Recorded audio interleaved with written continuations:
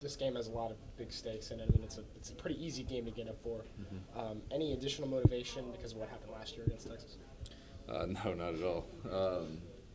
Yeah, no, I haven't really revisited that at all. You know, it's a just freak thing that happened and hasn't changed my mindset at all moving forward. You know, like I said, this is a really good team we're going up against, and we look forward to having the opportunity to play this great game in a great environment against a great team.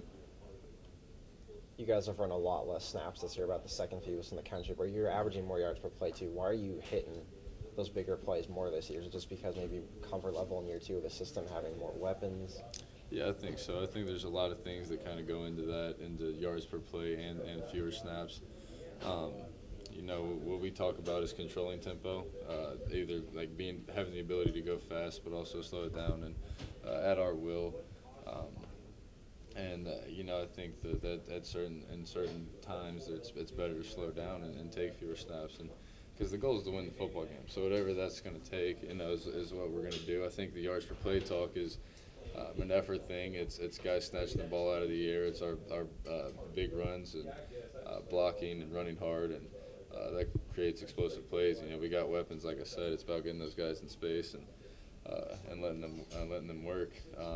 So I think and there's a lot of things that go into it, like I said, but I think we're in a good spot as an offense, and, you know, we're sitting here, you know, having some success, but we got to move forward and be 1-0 this week. So what we're focused on is fixing our mistakes and really playing hard, because I think if we play hard and play with passion and respect the game, the other things will take care of themselves. You talk about the 2 touchdowns you threw to Will to Sills last week. You guys got the same letters. Anyway, the two touchdowns that were where he was kind of covered and he got the roll in there and he made the play. Talk about. Oh yeah. No, I mean, look, the guy's a playmaker. He's a big guy. And he just makes plays. I've said it for a couple of years now. I mean, he's hungry for the ball. He wants the ball, and he makes big plays. You know, the thing about David that was highlighted on those 2 plays to me was we talked all week about, you know, on the in this look, you know, get inside release, you get their hands off, inside release them, stack them, and stay away from the safety. And I'll hold I told him I'll hold the safety and I'll throw it on your outside shoulder, just stack them and catch it. I mean, it translated to the game, and I think he understands that more than anybody I've been around. He'll do it in practice and understand what I want, and then go out there and see it and execute it. And he executes it, and he makes tough catches. The second one we talked about, you know, if he gives you the outside release, get hands off, stutter him, and go. And he did it, and he was open, and he made a big play, caught it, and scored a touchdown. So those kind of things, I think he understands how practice translates to games. And, you know, clearly when you add that with his physical ability, that it produces.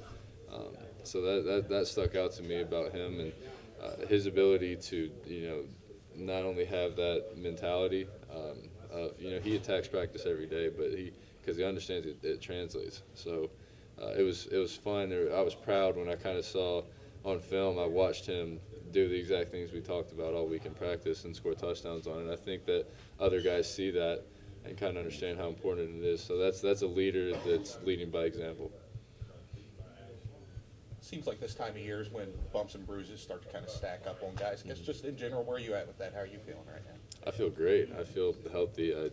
O-line's doing a great job taking care of me, and no, I feel I'm in a really good position. I think as a whole we are, and that's a testament to the guys that all around the strength staff, the training, the trainers, and how they push recovery on us, and really the leaders leading and getting people in there to get treatment, and because it's crucial at this time of the year. And I think we're doing a good job as a team.